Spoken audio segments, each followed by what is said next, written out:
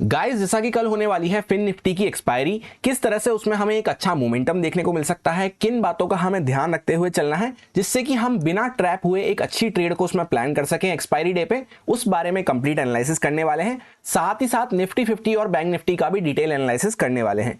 सो स्वागत है आपका एक और डेली एनालिसिस वीडियो में।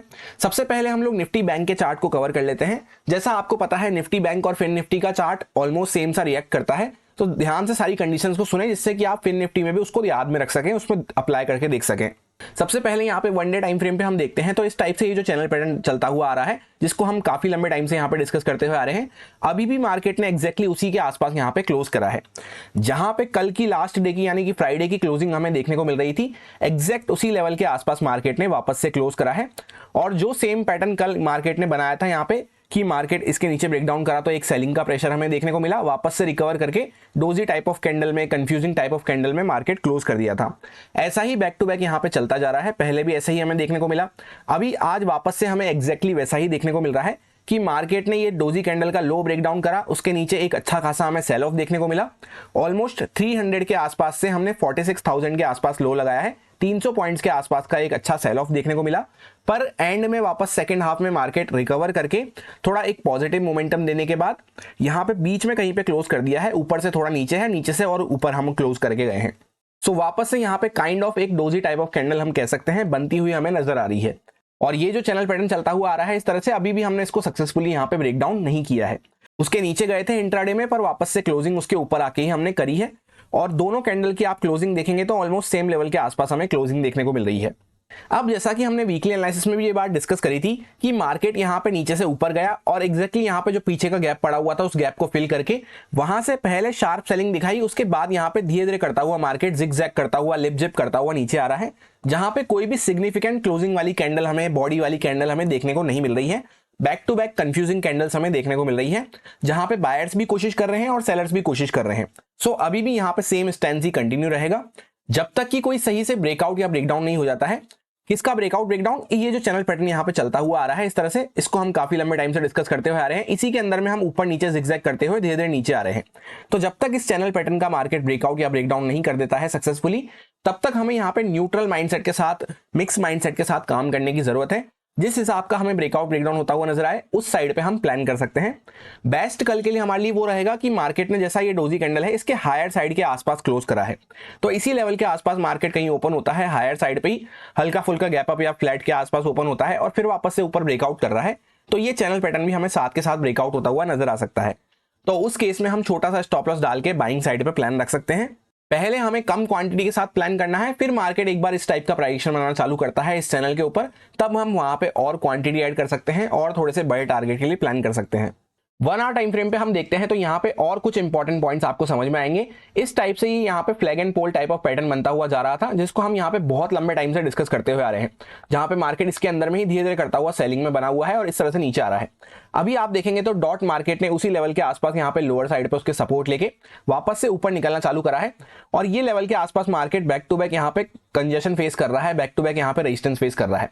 ये पहले हमारा इंपॉर्टेंट सपोर्ट बना हुआ था, इस तरह से हमने पहले लेवल भी मार्क कर रखा था, जो कि 46,666 के आसपास हमें देखने को मिल रहा था।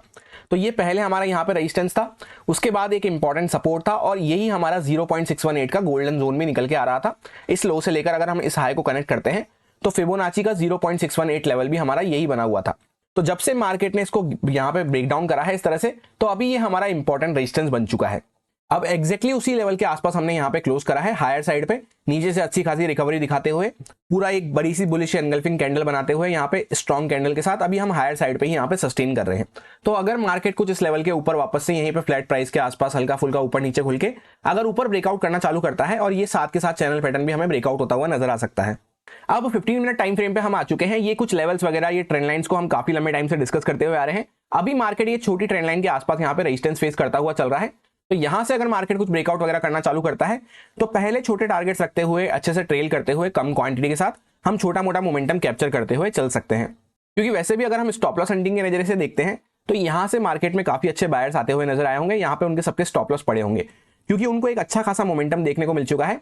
कहां से मोमेंटम चालू हुआ है? 46,000 के आसपास से, और कहां पे हम पहुंच चुके हैं? 46,700 के आसपास, 650 के आसपास। तो एक अच्छा प्रॉफिट बायर्स को देखने को मिल चुका है। तो जिसको प्रॉफिट बुक करना होगा उसने प्रॉफिट बुक कर लिया होगा, जिसको नहीं करना होगा उसने ट्रेल वगैरह करना चालू कर दिया होगा। तो उनको लॉस हो जाए ऐसा तो बहुत रेयर चांसेस हो सकते हैं, कोई बहुत बड़ा ही गैप डाउन वगैरह खुल जाए तो तभी उनको लॉस हो पाएगा।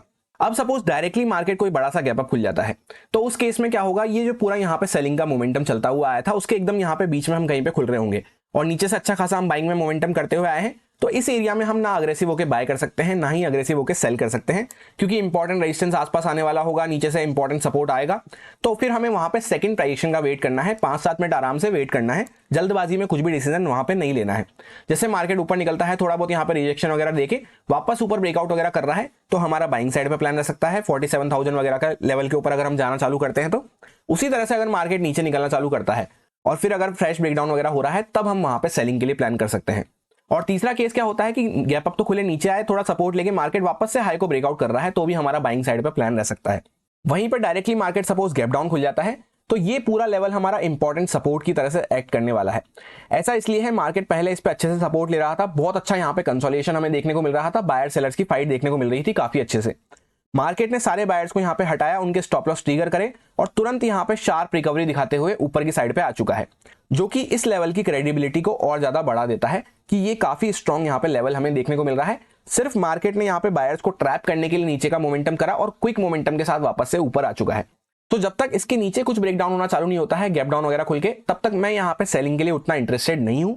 खड़े भी हम चैनल की हायर साइड पे हैं, स्ट्रॉन्ग कैंडल बनाते हुए भी आए हैं, तो सारी चीजें अभी के चार्ट को देखते हुए यहाँ पे बाइंग साइड पे फेवर में दिख रही है। सेलिंग के लिए हमें वेट करना है, या तो इस लेवल वगैरह के नीचे हमें अच्छा सा ब्रेकडाउन वगैरह देखने को मिले, उसमें क्या होगा फिर जो भी यहाँ पे बायर्स वगैरह बैठे हैं इस मोमेंटम में, उन सबके स्टॉप लॉस यहाँ पे कटते हुए नजर आएंगे और मार्केट तेजी से नीचे आता हुआ नजर आ सकता है। या फिर थोड़ा ऊपर यहाँ पे कहीं पे गैप डाउन वगैरह हमें देखने को मिला, तो वैसे भी हम यहाँ पे कैंडल के बीच में पड़े होंगे, तो फिर उसमें सेकंड प्राइजेक्शन वगैरह पे 5 मिनट टाइम फ्रेम पे सेकंड प्राइजेक्शन अगर बनता है, तब हम वहां पे शॉर्ट प्लान कर सकते हैं। बाकी लेवल्स वगैरह सारे एज इट इज वही हैं, कोई भी चेंजेस करने की जरूरत नहीं है। अब हम लोग आ चुके हैं फिन निफ्टी के चार्ट पे, कल इसकी एक्सपायरी होने वाली है। वैसे तो ज्यादा कोई चेंजेस नहीं है, ऑलमोस्ट सेम सा यहाँ पे चार्ट है कि मार्केट ने इस चैनल पैटर्न को ब्रेक डाउन करने की कोशिश करी, पर वापस से क्लोजिंग ऊपर आके ही कर दी है, यानी कोई अच्छी क्लोजिंग हमें नहीं मिल पाई है, इसका सक्सेसफुली ब्रेक डाउन होता हुआ नजर नहीं आ पाया है। और मार्केट आप देखेंगे तो बैक टू बैक यहाँ पे कंफ्यूजिंग कैंडल्स बनाता हुआ चल रहा है, इसमें भी उसी तरह से मार्केट चैनल पैटर्न में यहाँ पे चलता हुआ नजर आ रहा है, जैसा हमने बैंक निफ्टी में डिस्कस करा। अब हम लोग आ चुके हैं 15 मिनट टाइम फ्रेम पे। सबसे पहले ये कुछ लेवल्स हमारे लिए काम के रहेंगे, ये प्रॉपर एक चैनल पैटर्न यहाँ पे बनता हुआ जा रहा है। लेवल की अगर हम बात करते हैं तो 20,690 के आसपास हमें इंपॉर्टेंट रेजिस्टेंस देखने को मिल रहा है, यहीं पे चैनल की हायर साइड भी है और पहले भी बैक टू बैक हम इसी लेवल के आसपास यहाँ पे रेजिस्टेंस फेस कर रहे हैं। उसके ऊपर 20,800 के आसपास एक लेवल है, उसके ऊपर 20,949 के आसपास एक लेवल हमें देखने को मिल रहा है। डाउन साइड की अगर बात करते हैं तो 20,470 के आसपास ये इंपॉर्टेंट लेवल है हमारा, क्योंकि इसी के आसपास यहाँ पे 500 का साइकोलॉजिकल लेवल भी निकल के आने वाला है। उसके नीचे अगर ब्रेकडाउन करते हैं तो जहां पे डॉट हमने इंट्राडे लो लगाया है आज का, वो 20,412 के आसपास हमें देखने को मिल रहा है। उसके नीचे 20,340 के आसपास एक लेवल हमें देखने को मिल रहा है। प्लान इसमें भी सिंपल सा रहेगा कि अभी हम यहाँ पे स्ट्रांगली अपसाइड पे मूव करते हुए चैनल की लोअर साइड से ऊपर आए हैं, यानी चैनल को हमने ब्रेक डाउन किया था पर उसके नीचे हम क्लोजिंग भी नहीं दे पाए। 15 मिनट टाइम फ्रेम पे आप देखेंगे तो यहाँ पे हम क्लोजिंग भी नहीं दे पाए और उसके ऊपर वापस से हम निकलना चालू कर दिए हैं। तो ये हमें शो करता है कि यहाँ पे काफी ज्यादा बायर्स की डिमांड बनी हुई थी, इस वजह से मार्केट पहले नीचे गया, लिक्विडिटी इकट्ठी करी, इन सबके यहाँ पे स्टॉप लॉस वगैरह इकट्ठे करे, फिर वापस तुरंत मार्केट शार्प रिवर्सल करता हुआ ऊपर की साइड पे आ गया है। और कैंडल्स भी काफी स्ट्रांग हमें देखने को मिल रही है, हायर साइड पे भी हम यहाँ पे खड़े हुए हैं। तो अगर इसी लेवल के आसपास मार्केट ओपन हो जाता है तो हमारा बाइंग साइड पे प्लान रह सकता है। अगर मार्केट कुछ ब्रेकआउट कर रहा है तो छोटा सा स्टॉप लॉस डाल के प्लान करना है, अच्छे से ट्रेल करते हुए, पहले कम क्वांटिटीज रहेगी, क्योंकि कभी कभी इस टाइप के जो चैनल पैटर्न सबको दिख रहे होते हैं, मार्केट निकलता तो है पर उसके बाद वापस से ऊपर जाके नीचे आ जाता है, तो उस चीज को मैनेज करने के लिए अच्छे से ट्रेल करना और रिस्क मैनेज करना जरूरी हो जाता है। फिर मार्केट एक बार निकल के थोड़ा इस तरह का प्राइजेक्शन बनाना चालू करता है ऊपर, तो हमें और भी कंफर्मेशन मिल जाएगा और भी क्वांटिटी हम ऐड कर सकते हैं और बड़े टारगेट्स के लिए प्लान कर सकते हैं। डायरेक्टली अगर गैप डाउन खुल जाते हैं तो मार्केट ये चैनल के ऊपर डायरेक्टली गैप डाउन खुल रहा होगा, तो उस केस में हमें इमीडिएटली कुछ भी प्लान नहीं करना है, वहां पे पहले मार्केट को रिएक्ट करने देना है 5-7 मिनट, जिससे क्या होगा, जैसे यहाँ पे डायरेक्टली गैप अप खुल रहे हैं तो अब हो सकता है यहाँ पे सेलर्स वापस से एक्टिव होने की कोशिश करें तो मार्केट पहले नीचे आता हुआ नजर आए। तो अगर मार्केट यहाँ से नीचे निकल रहा है तो सेकंड प्राइजेक्शन पे हम वहां पे शॉर्ट प्लान कर सकते हैं, जैसा हमने बैंक निफ्टी में डिस्कस करा। उसी तरह से अगर ऊपर निकलना चालू कर रहे हैं तो सेकंड प्राइजेक्शन पे 5 मिनट टाइम फ्रेम पे इस टाइप का कुछ प्राइजेक्शन दिखता है तो छोटा सा स्टॉप लॉस डाल के हम बाइंग साइड पे प्लान रख सकते हैं। उसी तरह से डायरेक्टली अगर मार्केट गैप डाउन खुल जाता है तो गैप डाउन में यहां से मार्केट ने ये इस लेवल के आसपास, जैसा हमने बैंक निफ्टी में डिस्कस करा, यहाँ पे इंपॉर्टेंट सपोर्ट हमें देखने को मिल रहा था, इसके नीचे मार्केट जाना चालू करा, गया भी सही, पर स्ट्रांगली यहाँ पे क्लोज नहीं कर पाया, कोई भी वापस से ऊपर आता हुआ नजर आ चुका है। तो ये पूरा हमारा एक स्ट्रांग सपोर्ट का जोन रहेगा। और इस तरह से यहाँ पे हम चेकआउट करते हैं फिबोनाची रिट्रेसमेंट लेवल्स को निकाल के। तो एक बार यहाँ पे लगा के देख लेते हैं, लोअर पॉइंट से लेकर हायर पॉइंट को जब हम कनेक्ट करते हैं तो 0.618 का गोल्डन जोन जो होता है वो भी इसी लेवल के आसपास आपको डॉट देखने को मिलेगा। तो कुल मिला के ये पूरा हमारा एक इंपॉर्टेंट सपोर्ट का जोन हो सकता है। तो इसको कुछ मार्केट ब्रेकडाउन करना चालू करता है, इसके नीचे प्राइस एक्शन बनता है, तभी हम वहां पे अग्रेसिव होकर शॉर्ट साइड पर प्लान कर सकते हैं। अदरवाइज वैसे भी चैनल के बीच में घूम रहे होंगे तो इस बीच में यहाँ पे जिगजैग होती हुई फाइट होती हुई बायर सेलर्स के बीच में हमें नजर आएगी। तो गैप डाउन के केस में भी प्लान सेम ही रहेगा कि मार्केट अगर इस लेवल के आसपास कहीं पे गैप डाउन खुल रहा है तो 5-7 मिनट हमें वेट करना है और सेकंड प्राइस एक्शन पे हम वहां पे काम कर सकते हैं। इस टाइप का कुछ प्राइस एक्शन बन रहा है तो बाय कर सकते हैं। नीचे निकलना मार्केट चालू करता है तो इसके नीचे अगर कुछ इस टाइप का प्राइस एक्शन मिलता है तब हम वहां पे शॉर्ट कर सकते हैं, क्योंकि फिर ये सारे बायर्स यहाँ पे खतरे में आ चुके होंगे और ऊपर से जो यहाँ पे सेलर्स बैठना चालू करे हैं उनको भी अच्छा प्रॉफिट देखने को मिल रहा होगा। इसी वजह से डायरेक्टली गैप अप और गैप डाउन के केस में 5-7 मिनट हमें वेट करके काम करना है।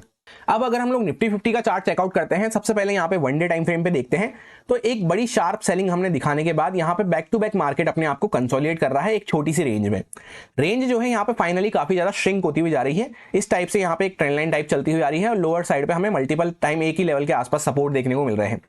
तो मार्केट की रेंज यहाँ पे श्रिंक होती हुई जा रही है। इसके नीचे अगर वापस से कुछ ब्रेकडाउन वगैरह होना चालू होता है तो ये यहाँ पे मार्केट ने एक ट्रेंडी मूव दिखाया, पॉज लिया, वापस से अगर कंटिन्यू करता है तो एक अच्छा मोमेंटम हमें मिल सकता है। वैसे भी इस लेवल को हम मल्टीपल टाइम यहाँ पे टेस्ट कर चुके हैं और वैसे भी जो हम ये काफी लंबे टाइम से डिस्कस करते हुए आ रहे थे कि ये चैनल पैटर्न चलता हुआ आ रहा है, उसको भी मार्केट ने ब्रेकडाउन कर दिया है। उसके नीचे ही हमें यहाँ पे कंसोलिडेशन देखने को मिल रहा है जहां पे बायर सेलर्स हमें फाइट करते हुए नजर आ रहे हैं इस पूरे जोन में। तो इसके ऊपर वापस निकलना चालू करते हैं तो धीरे धीरे करते हुए बाइंग साइड पे हमारा प्लान रह सकता है। नीचे निकलना चालू करते हैं तो यहाँ पे हमारा शॉर्ट साइड पे प्लान रह सकता है। इस लेवल के नीचे काफी अच्छा मोमेंटम हमें मिल सकता है। अब हम लोग आ चुके हैं 15 मिनट टाइम फ्रेम पे एग्जैक्ट इंट्राडे कंडीशंस को डिस्कस करने के लिए। सबसे पहले यहाँ पे ये कुछ लेवल्स को, ये ट्रेंड लाइंस वगैरह को हमने डिस्कस करा था वीकली एनालिसिस में। Dot to dot, point two point आप देखेंगे तो एकदम परफेक्टली वर्क करते हुए नजर आए।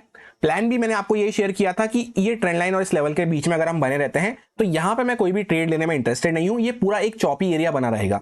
वैसा ही होता हुआ नजर आया। मार्केट एकदम फ्लैट प्राइस के आसपास ओपन हुआ और पूरा टाइम यहाँ पे कंसोलिडेट करता रहा। फिर जैसे ही मार्केट ने लोअर साइड पे सपोर्ट लेके ट्रेंड लाइन को ब्रेकआउट करा तो एक छोटा मोमेंटम, पूरे दिन भर में सबसे अच्छा मोमेंटम हमें यही देखने को मिला।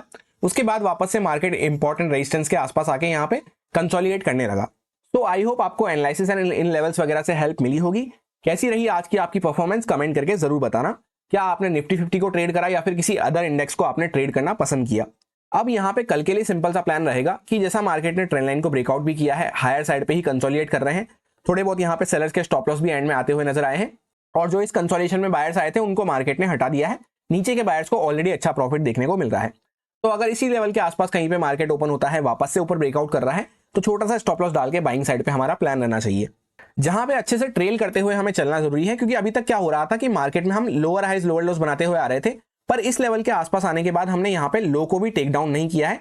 तो यहाँ पे थोड़ा सा मार्केट अपने आप को कंसोलिडेट करता हुआ नजर आ रहा है, रेंज श्रिंक करता हुआ नजर आ रहा था। फिर अभी यहाँ पे मार्केट ने ब्रेकआउट करना चालू किया है। सो एक लाइन में सिंपल सा प्लान वैसा ही रहेगा जैसा हमने बाकी दोनों इंडेक्स में डिस्कस करा। फ्लैट प्राइस के आसपास अगर ऊपर नीचे हल्का फुल्का हम खुलते हैं तो यहाँ पे ऊपर ब्रेकआउट हो रहा है तो बाइंग साइड पे हमारा प्लान रह सकता है। पहले थोड़ा लेस रिस्की माइंडसेट के साथ लेस अग्रेसिव होते हुए प्लान करना है। फिर बाद में हम क्वांटिटी ऐड कर सकते हैं या फिर इस टाइप का प्राइस दिखता है तो बड़े टारगेट्स के लिए हम प्लान कर सकते हैं। डायरेक्टली गैप अप या फिर डायरेक्टली गैप डाउन खुल जाते हैं तो उसमें 5-7 मिनट हमें वेट करना है, क्योंकि उस केस में यहाँ पे बायर्स भी कंफ्यूज रहेंगे, सेलर्स भी कंफ्यूज रहेंगे।